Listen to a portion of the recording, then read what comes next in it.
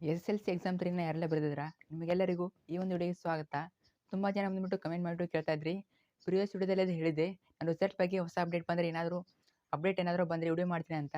ಆದ್ದರಿಂದ ಈ ಒಂದು ವಿಡಿಯೋ ಮಾಡ್ತಾ ಇದ್ದೀನಿ. ನಿಮ್ಮ ರಿಸಲ್ಟ್ ಬಗ್ಗೆ ಮತ್ತೊಂದು ಅಪ್ಡೇಟ್ ಆದರೆ ಬಂದಿದೆ. ಆ ಒಂದು ಅಪ್ಡೇಟ್ನ ಈ ಒಂದು ವಿಡಿಯೋದಲ್ಲಿ ಹೇಳ್ತೀನಿ. ಆದ್ದರಿಂದ ಪ್ರತಿಯೊಬ್ಬ ವಿದ್ಯಾರ್ಥಿನೂ ವಿಡಿಯೋನ ಸ್ಟಾರ್ಟಿಂದ ಎಂಡ್ವರೆಗೆ ನೋಡಿ. ಮತ್ತು ಹೊಸದಾಗಿ ಯಾರು ಚಾನಲ್ಗೆ ವಿಸಿಟ್ ಮಾಡಿದ್ದೀರಾ ತಪ್ಪದೆ ಚಾನಲ್ನ ಸಬ್ಸ್ಕ್ರೈಬ್ ಮಾಡ್ಕೊಳ್ಳಿ. ಯಾಕಂದರೆ ಇದೇ ರೀತಿ ಎಲ್ಲ education update, passing package, scoring package, ಅದ್ರ ಜೊತೆಗೆ ಸ್ಕಾಲರ್ಶಿಪ್ ಅಪ್ಡೇಟು, ಎಲ್ಲ ಅಪ್ಡೇಟ್ಗಳು ಫ್ರೀಯಾಗಿ ಸಿಗ್ತಾ ಇರ್ತವೆ. ತಪ್ಪದೆ ಎಲ್ಲರೂ ಕೂಡ ಚಾನಲ್ನ ಸಬ್ಸ್ಕ್ರೈಬ್ ಮಾಡ್ಕೊಳ್ಳಿ. ಮಾಡಿದ ಸಬ್ಸ್ಕ್ರೈಬು ಅದ್ರ ಜೊತೆಗೆ ವಿಡಿಯೋಗೊಂದು ಲೈಕ್ ಆದರೆ ಮಾಡಿ. ಯಾಕಂದರೆ ನೀವು ಲೈಕ್ ಮಾಡೋದ್ರಿಂದ ಇದೇ ರೀತಿ ಹೆಚ್ಚಿನ ವಿದ್ಯಾರ್ಥಿಗಳಿಗೆ ವಿಡಿಯೋ ಆದರೆ ಶೇರ್ ಆಗ್ತದೆ. ಅದ್ರ ಜೊತೆಗೆ ಈ ಒಂದು ವಿಡಿಯೋನ ನಿಮ್ಮ ಫ್ರೆಂಡ್ಸ್ಗೆ ಶೇರ್ ಮಾಡಿ. ತಪ್ಪದೆ ಎಲ್ಲರೂ ಕೂಡ ಶೇರ್ ಮಾಡಿ. ಬನ್ನಿ ವಿಡಿಯೋನ ಶುರು ಮಾಡೋಣ.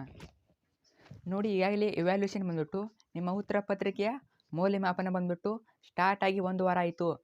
ಈ ಒಂದು ವಾರದಲ್ಲಿ ನಿಮ್ಮ ಕನ್ನಡ ಮತ್ತು ಸಮಾಜ ವಿಜ್ಞಾನ ವಿಷಯದ ಇವೆರಡು ವಿಷಯಗಳ ಉತ್ತರ ಪತ್ರಿಕೆ ಮೌಲ್ಯಮಾಪನವನ್ನು ಕಂಪ್ಲೀಟಾಗಿ ಮುಗಿಸಿದ್ದಾರೆ. ಕಂಪ್ಲೀಟಾಗಿ ಮುಗಿಸಿದ್ದಾರೆ ಅಂತ ಮಾಹಿತಿ ಆದರೆ ಕೊಟ್ಟಿದ್ದಾರೆ. ಇದು ಕಂಪ್ಲೀಟಾಗಿ ಮುಗಿದಿದೆ ಅಂತ ಮಾಹಿತಿ ಕೊಟ್ಟಿದ್ದಾರೆ. ಇನ್ನೂ 4 ವಿಷಯಗಳನ್ನು ನೆಕ್ಸ್ಟ್ ಈ ವೀಕ್ನಲ್ಲಿ ಆದರೆ ಕಂಪ್ಲೀಟ್ ಆದರೆ ಮಾಡ್ತಾರೆ. ಈಗ ಸಮಾಜ ವಿಜ್ಞಾನ ಮತ್ತು ಕನ್ನಡ ವಿಷಯಗಳ ಉತ್ತರ ಪತ್ರಿಕೆಯ ಮೌಲ್ಯಮಾಪನ ಇವ್ಯಾಲ್ಯೂಷನ್ ಬಂದ್ಬಿಟ್ಟು ಕಂಪ್ಲೀಟಾಗಿ ಮುಗಿದಿದೆ.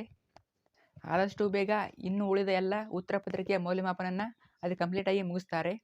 ಯಾಕಂದರೆ ತುಂಬ ವಿದ್ಯಾರ್ಥಿಗಳು ಎಕ್ಸಾಮ್ 3ಯಲ್ಲಿ ಕಡಿಮೆ ಇರೋದ್ರಿಂದ ಆದಷ್ಟು ಬೇಗ ಇವ್ಯಾಲ್ಯೂಷನ್ನ ಕಂಪ್ಲೀಟ್ ಮಾಡ್ತಾರೆ. ನಿಮ್ಮ ರಿಸಲ್ಟ್ ಬಂದ್ಬಿಟ್ಟು ಆಗಸ್ಟ್ 25ರ ಆಸುಪಾಸಿನಲ್ಲಿ ಬರೋ ಸಾಧ್ಯತೆ ಇದೆ. ಆಗಸ್ಟ್ 25ರಿಂದ 26 ಆ ಒಂದು ವೀಕ್ನಲ್ಲಿ ಬರೋ ಸಾಧ್ಯತೆ ತುಂಬ ಇದೆ. ಇನ್ ಕೇಸ್ ಅದಕ್ಕಿಂತ ಮುಂಚೆನೂ ಕೂಡ ಬರ್ಬೋದು. ಏನಾದರೂ ಬರುತ್ತೆ ಅಂದರೆ ಅದಕ್ಕಿಂತ ಮುಂಚೆ ಹಿಂದಿನ ದಿನಾನೇ ನಾನು ವಿಡಿಯೋ ಮಾಡಿದರೆ ಹೇಳ್ತೀನಿ. ಯಾರು ಕೂಡ ವರಿ ಮಾಡ್ಕೋಕೆ ಹೋಗಬೇಡಿ. ಆದಷ್ಟು ಎಲ್ಲ ವಿಡಿಯೋನ ಚೆಕ್ ಮಾಡ್ತಾ ಇರಿ. ಯಾಕಂದರೆ ರಿಸಲ್ಟ್ ಯಾವಾಗ ಬೇಕಾದರೂ ಬರ್ಬೋದು. ಚೆಕ್ ಮಾಡ್ತಾ ಇರಿ. ಮತ್ತು ತುಂಬ ವಿದ್ಯಾರ್ಥಿಗಳು ಟೆನ್ಷನಲ್ಲಿ ಇದ್ದೀರಾ, ನಾನು ಫೇಲ್ ಆಗ್ತೀನಿ ಹಾಗೆ ಅಂತ. ನೋಡಿ, ಯಾರು ಕೂಡ ಟೆನ್ಷನಲ್ಲಿ ಇರಬೇಡಿ. ಯಾಕಂದರೆ ನೀವು ಆಲ್ಮೋಸ್ಟ್ ಬರೆದಿರ್ತೀರಾ, ಅದ್ರ ಜೊತೆಗೆ ಖಂಡಿತ ನಿಮ್ಮನ್ನ ಪಾಸ್ ಮಾಡ್ತಾರೆ. ಕೆಲವೊಂದಿಷ್ಟು ವಿದ್ಯಾರ್ಥಿಗಳು 4 ಅಥವಾ 5 ಮಾರ್ಕ್ಸಲ್ಲಿ ಫೇಲ್ ಆಗ್ತಾ ಇರ್ತೀರಾ. ಅಂಥ ಸಂದರ್ಭದಲ್ಲಿ ನಿಮಗೆ 4-5 ಮಾರ್ಕ್ಸ್ಗಳನ್ನ ಕ್ರೇಸ್ ಮಾರ್ಕ್ಸ್ ಅಂತ ಕೊಟ್ಬಿಟ್ಟು ಪಾಸ್ ಮಾಡೋ ಚಾನ್ಸಸ್ ಆದರೆ ತುಂಬ ಇದೆ. ಆಲ್ಮೋಸ್ಟ್ ಎಲ್ಲರೂ ಕೂಡ ಪಾಸ್ ಆಗ್ತೀರಾ, ಯಾರು ಕೂಡ ಭಯ ಪಡಬೇಡಿ.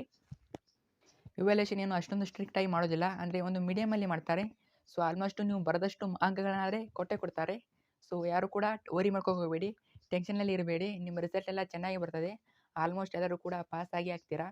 ಇದ್ರ ಬಗ್ಗೆ ಏನಾದರೂ ಡೌಟ್ ಇದ್ದರೆ ತಪ್ಪದೆ ಕಮೆಂಟ್ ಮಾಡಿ. ಮತ್ತು ರಿಸಲ್ಟ್ ಬರೋಕ್ಕಿಂತ ಮುಂಚೆ ನಾನು ಹಿಂದಿನ ದಿನ ವಿಡಿಯೋ ಮಾಡ್ತೀನಿ. ಎಲ್ಲ ವಿಡಿಯೋನ ಚೆಕ್ ಮಾಡ್ತಾ ಇರಿ. ಮತ್ತೆ ಹೊಸ ಅಪ್ಡೇಟ್ ಆದರೆ ಬರ್ತಾ ಇರ್ತವೆ. ಸಬ್ಸ್ಕ್ರೈಬ್ ಮಾಡಿ ಇಟ್ಕೊಳ್ಳಿ. ಥ್ಯಾಂಕ್ ಯು ವಿಡಿಯೋ ನೋಡೋದಕ್ಕೆ. ತಪ್ಪದೆ ನಿಮ್ಮ ಫ್ರೆಂಡ್ಸ್ಗೆ ಶೇರ್ ಮಾಡಿ. Thank you.